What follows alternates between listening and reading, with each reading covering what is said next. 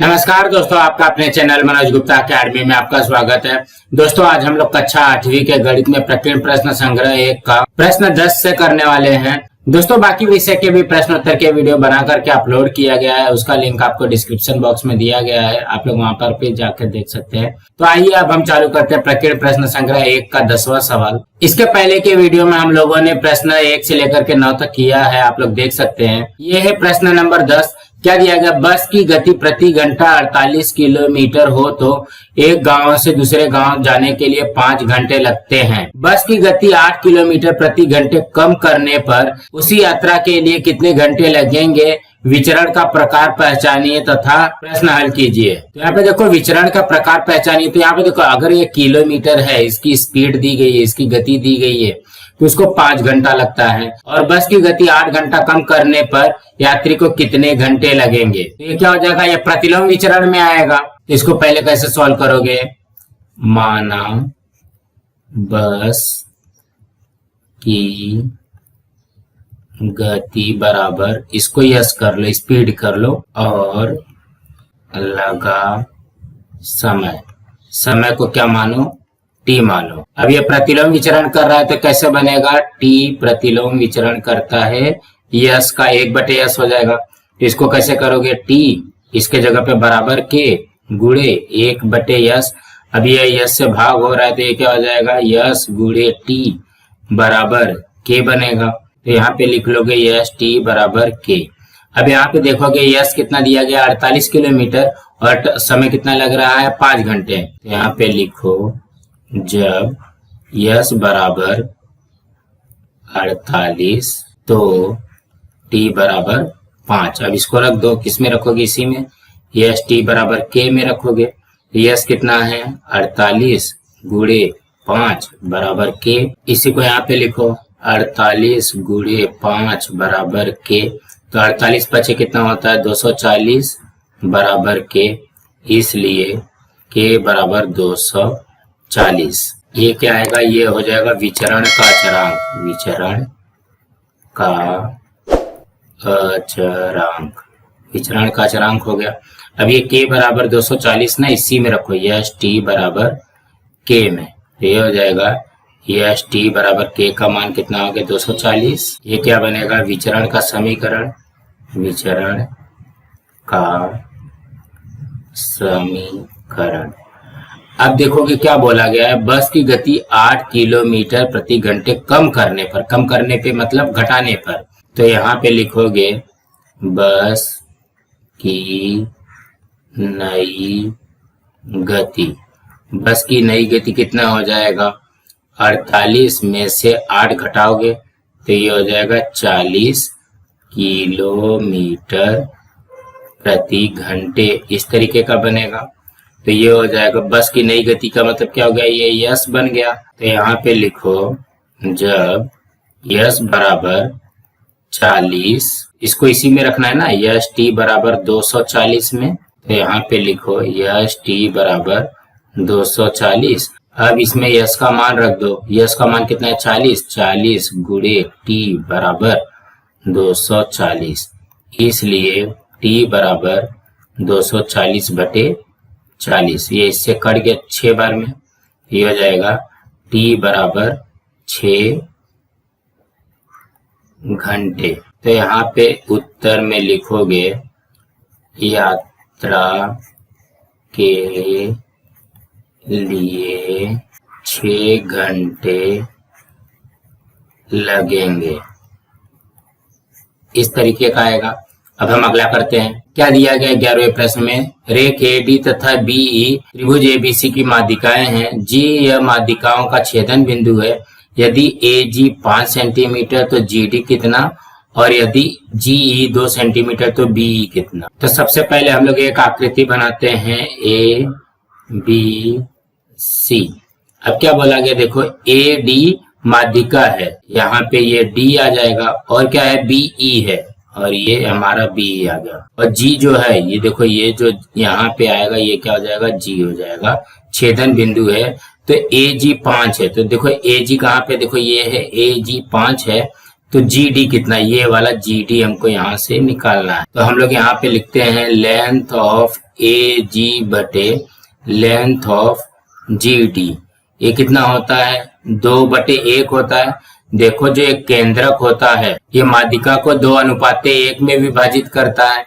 तो यहाँ पे इसका मान रख दो, ए जी कितना है 5, जी डी कितना है निकालना है, लेंथ ऑफ जी डी निकालना है बराबर 2/1। तो ये हो जाएगा लेंथ ऑफ जी डी गुणे 2 कर दो बराबर 5 गुणे 1 हो जाएगा। ये हो जाएगा लेंथ ऑफ जी डी बराबर 5 1 कम 5, और ये देखो गुणा हो रहा है तो इससे हट जाएगा तो कितना हो जाएगा 2 हो जाएगा। ये इससे कट गया 2.5। तो ये हो जाएगा लेंथ ऑफ जी डी बराबर 2.5 सेंटीमीटर। अब यहाँ पे देखोगे जी ई दिया गया है 2 और यहाँ पे बी ई निकालना, बी का मतलब ये पूरा का पूरा निकालना पड़ेगा। तो हमको पहले जो माध्यिका है उसको करते हैं। यहाँ पे लिखोगे लेंथ ऑफ बी जी बटे लेंथ ऑफ जी ई, इसी तरीके से आएगा बराबर 2/1 होगा। फिर यहाँ पे लेंथ ऑफ बी जी हमको नहीं दिया गया तो हम लोग सबसे पहले क्या करेंगे, बी जी निकालेंगे बटे लेंथ ऑफ जी दिया गया 2 बराबर 2/1। अब इसका तिर्यक गुणा कर दो, लेंथ ऑफ बी जी गुणे 1 बराबर 2 गुणे 2। यहाँ पे गुणा करोगे तो ये क्या हो जाएगा, लेंथ ऑफ बी जी बराबर 4। ये तो आ गया लेंथ ऑफ बी जी। हमको क्या निकालना है, लेंथ ऑफ बी ई निकालना है, लेंथ ऑफ बी ई निकालना है। तो बी ई में देखोगे बी ई यहाँ पे है, उसमें जी ई भी रहेगा और बी जी भी रहेगा। यहाँ पे length of B G plus length of G E इस तरीके का बनेगा। तो यहाँ पे लेंथ ऑफ बी जी कितना है 4 और जी ई है 2, ये हो जाएगा 6 सेंटीमीटर। लेंथ ऑफ बी कितना आया है, लेंथ ऑफ बी ई आया है 6 सेंटीमीटर। इसी तरीके से करना है। अब हम अगला करते हैं। 12वें प्रश्न में क्या दिया गया, निम्नलिखित परिमेय संख्याएं दशमलव रूप में लिखिए। यहाँ पे दिया गया 8/13, तो हम लोग यहाँ पे पहले भाग के स्वरूप में लिखते हैं 8/13, मतलब 8 में 13 का भाग देना है, इस तरीके से बनेगा। अब यहाँ पे देखो हमने 13 का पारा लिख लिया। अब 13 के पारे में तो 8 नहीं जाता, तो 13 0 0 हो जाएगा। तो ये हो जाएगा 8, दशमलव लगा दिया, ये आ गया 0। अब ये आ गया 80 से कम। 80 से कम क्या हो जाएगा, 13 छंग 78, यहाँ पे हो जाएगा 13 छंग 78। इसको घटाओगे तो कितना हो जाएगा 2, फिर से 0 लगाया। अब 13 1 कम 13, तो 13 1 कम 13, तो ये घटाया तो यहाँ पे कितना आ गया 7, फिर से 0 लगाया। 70 से कम क्या होता है, 13 5 65 हो जाएगा, 13 5 65। फिर यहाँ पे घटाया तो ये हो जाएगा 5 0। 50 से कम, 50 से कम क्या हो गया, 13 3 39, 13 3 39। तो ये घटाएंगे तो कितना हो जाएगा यहाँ पे 1, और ये हो जाएगा 11 आया। फिर से 1 0 बढ़ा, 110, 110 से कम क्या होता है, 13 8 104, यहाँ पे आ जाएगा 104। ये आया कितना हमारा यहाँ पे 6 आ गया। अब फिर से 1 0 बढ़ाओ तो ये हो जाएगा 13 चौक 52, ये आ गया 52, ये आया हमारा 8। अब फिर से ये देखो ये 80 आ गया ना, तो देखो यहाँ पे भी 80 है, इसका मतलब ये फिर से 6 1 5 3 8 4 फिर से रिपीट होगा। यहाँ पे हम लोग लिखेंगे 0.615 3 8 4, ये फिर से रिपीट होगा ना, तो यहाँ पे एक लाइन खींच दो, बार खींच। इसी तरीके से करना है। अब हम अगला करते हैं। दूसरे में क्या दिया गया है, 11/7 बराबर निकालना है। ये हो जाएगा 11/7, ये हो जाएगा 7 1 कम 7, यहाँ पे आया 4, दशमलव लगाया 0, 7 5 35, यहाँ पे आया 5 0, 7 7 49, फिर से यहाँ पे आया 1 0 निकाला, 7 1 कम 7, फिर यहाँ पे आएगा 30, फिर ये हो जाएगा 7 चौक 28, यहाँ पे आया 2 0, फिर ये आया 7 दूनी 14, ये आ गया 14, यहाँ पे आया 6, फिर 0 आया, 7 8 56, यहाँ पे आ गया 56, ये आ गया 4 0। अब देखो कि ये जो 4 जीरो है, यहाँ पे भी 4 जीरो है, इसका मतलब क्या हो गया, 5 7 1 4 2 8 फिर से रिपीट होगा। यहाँ पे लिखोगे 1.5 1 4 2 8, ये फिर से रिपीट हो। इसी तरीके से करना है। अब अगला करते हैं। इसमें क्या दिया गया है, 5/16 बराबर, यहाँ पे लिखोगे 5/16। अब 16 के पारे में 5 नहीं जाता तो 16 जीरो जीरो, यहाँ पे आया 5, दशमलव लगाया 0, 16 3 48 हो जाएगा। तो इसको घटाओगे तो क्या हो जाएगा, 2 जीरो। अब 16 एक कम 16, फिर से इसको घटाया 4 जीरो हो गया, 16 दूनी यहाँ पे आ जाएगा 32, इसको घटाया तो ये हो जाएगा 8 जीरो, 16 पंचे 80। मतलब ये तो पूरा का पूरा कट जा रहा है, तो इसका उत्तर आएगा 0.3125। इसमें बार वगैरह कुछ नहीं लगेगा। अब अगला करते हैं। चौथे में क्या दिया गया, 7/9 बराबर, तो यहाँ पे 7 में 9 का भाग दे दो, 9 जीरो जीरो, यहाँ पे आया 70, दशमलव लग करके 9 सते 63, फिर से आ जाएगा 7 जीरो, 9 सते 63, मतलब ये बार बार आ जा रहा है, तो क्या हो जाएगा 0.7, और यहाँ पे बार का चिन्ह लगा दो, 7 बार बार आएगा। अब अगला प्रश्न करते हैं। 13वें प्रश्न में क्या दिया गया, गुणनखंड ज्ञात कीजिए। पहले में क्या दिया है, 2y² - 11y + 5। तो देखोगे यहाँ पे इसको कैसे करोगे, पहले लिख लो 2y² - 11y + 5, इस तरीके से दिया गया। अब ये कर दो 2 पंचे 10, गुणा करने पर 10 आना चाहिए और प्लस माइनस करने पे 11 आना चाहिए। तो क्या हो जाएगा, 10 एक कम 10 और 10 और 1 11, ऐसा हो जाएगा।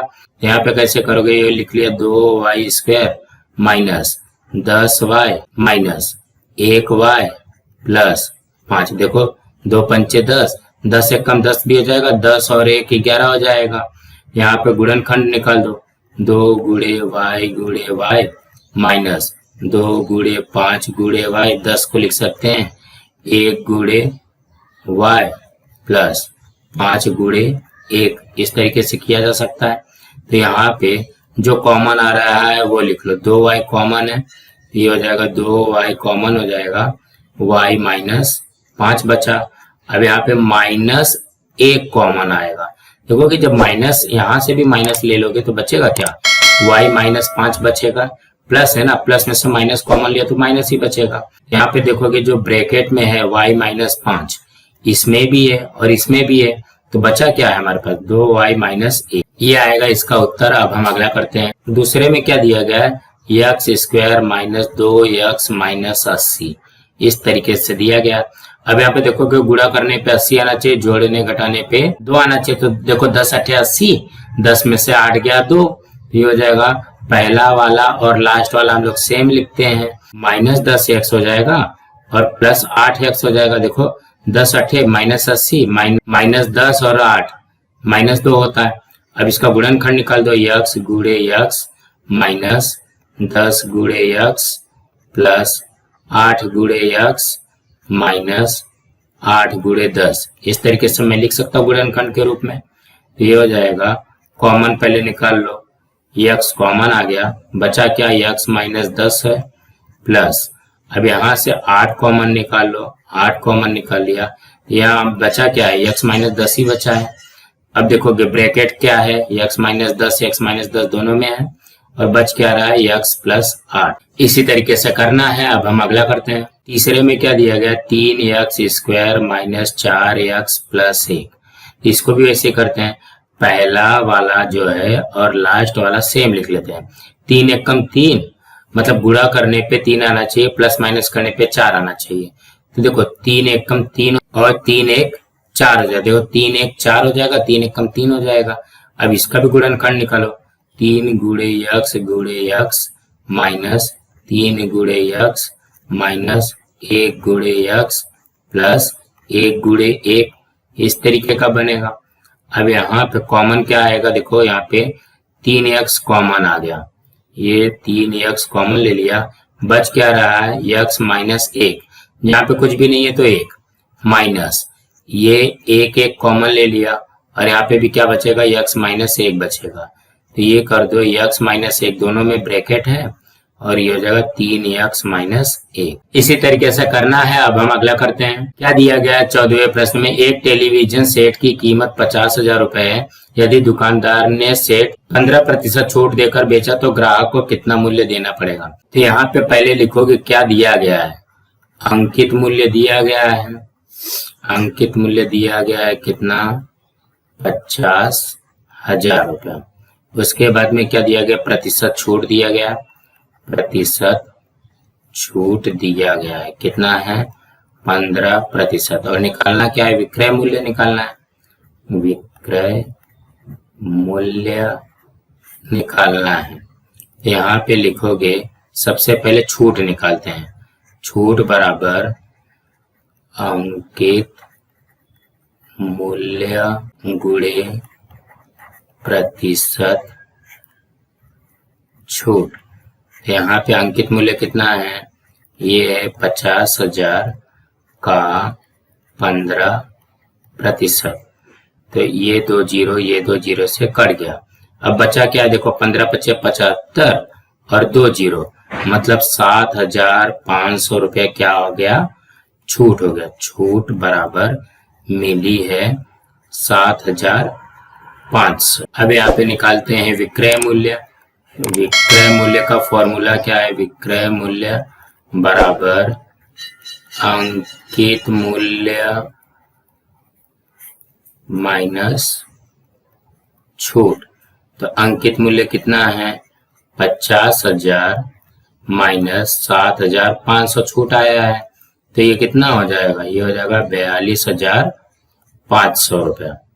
ये कितना है, विक्रय मूल्य है। तो इसका उत्तर आएगा ग्राहक को 42,500 रुपया देना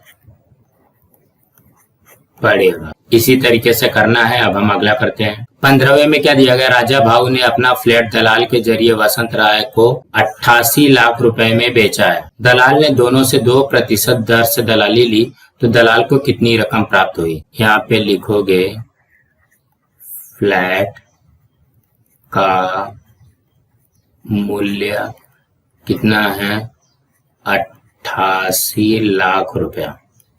और क्या दिया गया, दलाली की दर दिया गया, दलाली की दर दिया गया, कितना दिया गया, 2%। तो यहाँ पे आएगा, दलाली रुपया में निकालना है, दलाली बराबर फ्लैट का मूल्य गुणे दलाली की दर। फ्लैट का मूल्य कितना है, 88 लाख है, गुणे 2 यहाँ पे ये 2 जीरो, ये 2 जीरो से कट कर दो। 88 दूना कितना हो जाएगा, 8 दूनी 16, 8 दूनी 16, 176 और ये हो जाएगा 3 जीरो, मतलब कितना मिलेगा उसको दलाली, 1,76,000। तो यहाँ पे आएगा दोनों ओर से प्राप्त दलाली। देखो एक ओर से उसको कितना मिल रहा है, 1,76,000। तो दोनों ओर से मतलब इसमें 2 का गुणा करना पड़ेगा, 2 गुणे 1,76,000। यहाँ पे गुणा कर दो, देखो ये 3 जीरो है, 2 छंग 12, हासिल 1, 2 सत्ते 14, 1 15, हासिल 1, 2 एकम 2 1 3, 3,52,000 रुपये उसको दलाली मिलेगी। तो प्रश्न में क्या पूछा, दलाल को कितनी रकम प्राप्त हुई। तो इसके उत्तर में लिखोगे दलाल को कुल 3,52,000 रुपए प्राप्त हुए। इसी तरीके से करना है। अब हम अगला करते हैं। 16वें प्रश्न में क्या दिया है, चतुर्भुज ABCD समांतर चतुर्भुज है। तो सबसे पहले हम लोग A, B, C और D एक कच्ची आकृति बना लेते हैं। अब यहाँ पे क्या दिया गया, देखो DC 5.5 सेंटीमीटर, DC 5.5 सेंटीमीटर, माप कोण D 45 अंश, AD 4 सेंटीमीटर। तो अब हम ध्यान देंगे, जब ये 5.5 रहेगा तो ये भी 5.5 हो जाएगा। उसके बाद में ये 4 है तो ये भी 4 सेंटीमीटर हो जाएगा। इसी तरीके से बनेगा। अब इसको पक्की आकृति बनाते हैं। तो सबसे पहले क्या करेंगे, DC खींचेंगे 5.5 का और यहाँ पे 45 अंश का कोण खींचेंगे। तो यहाँ पे हम लोग सबसे पहले DC खींचते हैं 5.5 का। यहाँ पे नाम दे दो DC 5.5 सेंटीमीटर। अब चांदा लेते हैं और यहाँ से देखो 45 अंश कहाँ पे बन रहा है, ये यहाँ पे बन रहा है 40-50 के बीच में। और कुछ इसको इस तरीके से मिला देते हैं। ये हो गया हमारा 45 अंश, ये हो गया। अब देखो AD 4 सेंटीमीटर, BC 4 सेंटीमीटर और AB 5.5 सेंटीमीटर। तो गोला प्रकार की नोक को 0 पे रख करके पेंसिल की नोक को 4 पे रखेंगे पहले। तो हम लोग 4 सेंटीमीटर का एक चाप यहाँ पे खींचते हैं और दूसरा चाप खींचते हैं C से। ये 4 सेंटीमीटर का यहाँ से भी खींचते हैं। अब ये से कितना खींचना है, 5.5 करना है और यहाँ से एक चाप खींच दिया 5.5 का। ये जो पॉइंट मिली है इसको हम लोग कुछ यहाँ पे इस तरीके से जोड़ देते हैं और इसको कुछ यहाँ से इस तरीके से जोड़ते हैं। अब यहाँ पे नाम दे दो, ये है हमारा A, ये B, ये 4 सेंटीमीटर, ये 5.5 सेंटीमीटर और ये भी 4 सेंटीमीटर। इसी तरीके से करना है। अब हम अगला करते हैं। 17वें प्रश्न में क्या दिया गया, आकृति में रेखा L समांतर है रेखा M के, उसी प्रकार रेखा P समांतर है Q के। तो A, B, C, D के मान ज्ञात करो। तो एक एक का ज्ञात करते हैं। तो सबसे पहले हम लोग यहाँ पे लिखते हैं रेखा L पैरेलल है रेखा M के। इसमें देखोगे जब रेखा L और M पैरेलल है तो P को तिर्यक रेखा ले लो, तथा रेखा P तिर्यक रेखा है, तिर्यक रेखा है। इस तरीके का बनेगा। तो यहाँ पे ध्यान दोगे, ये जो कोण A है और यहाँ पे जो 78 अंश दिया गया है, ये क्या हो जाएगा, संगत कोण हो जाएगा। तो कोण A बराबर 78 अंश और यहाँ पे लिख लिया संगत कोण से, संगत कोण। देखो आ गया कोण A। अब यहाँ पे देखोगे ये जो कोण A है तो यहाँ पे देखोगे ये एकांतर कोण बन रहा है। देखो कोण A से कोण B क्या हो रहा है, एकांतर कोण बन रहा है। तो इसमें कौन कौन सा है, रेखा P और Q पैरेलल है और M जो है तिर्यक रेखा है। तो यहाँ पे लिखोगे रेखा P समांतर है रेखा Q से तथा रेखा M तिर्यक रेखा है। तो यहाँ पे क्या हो जाएगा हमारे पास, कोण B बराबर कोण A। क्या कारण आएगा, एकांतर कोण आएगा, अंतः एकांतर कोण आएगा। यहाँ पे लिख लिया एकांतर कोण। तो यहाँ पे हो जाएगा कोण B बराबर कोण A कितना आया है, कोण A आया है 78 अंश। कोण B भी निकल गया। अब यहाँ पे देखोगे कोण B से कोण D क्या है, शीर्षाभिमुख कोण है। यहाँ पे लिखो कोण D बराबर कोण B क्या आएगा, इसका कारण शीर्षाभिमुख कोण, शीर्षाभिमुख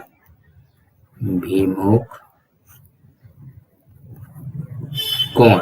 इसको D अच्छे से बना लो। ये हो जाएगा कोण D बराबर कोण B कितना आया है, ये भी आ गया 78 अंश। D निकल गया। आप C निकालना। देखो यहाँ पे C जब देखोगे ये क्या है, अंतः कोण है C और D। यहाँ पे लिखोगे रेखा L समांतर है रेखा M के तथा Q तिर्यक रेखा है, तिर्यक रेखा है। तो क्या बनेगा हमारे पास, कोण C प्लस कोण D बराबर 180 अंश का होता है। ये क्या आ जाएगा, अंतः कोण कसौटी से, अंतः कोण से हो जाएगा। तो ये हो जाएगा कोण C हमको निकालना है, कोण D हमारे पास आ गया 78 अंश बराबर 180 अंश। इसलिए कोण C बराबर 180 माइनस 78, 180 में से 78 गया तो कितना आ जाएगा 102 अंश, इसलिए कोण C बराबर 102 अंश। दोस्तों आज हमारा यहाँ पे प्रकीर्ण प्रश्न संग्रह 1 कंप्लीट हुआ। दोस्तों आप लोगों को ये वीडियो कैसा लगा आप लोग कमेंट बॉक्स में जरूर लिख करके बताइए, और इस वीडियो को ज्यादा से ज्यादा लाइक कीजिए, अपने फ्रेंड्स के साथ शेयर कीजिए ताकि उनको भी प्रकीर्ण प्रश्न संग्रह 1 मिल सके, और इस चैनल को सब्सक्राइब कीजिए। नमस्कार दोस्तों।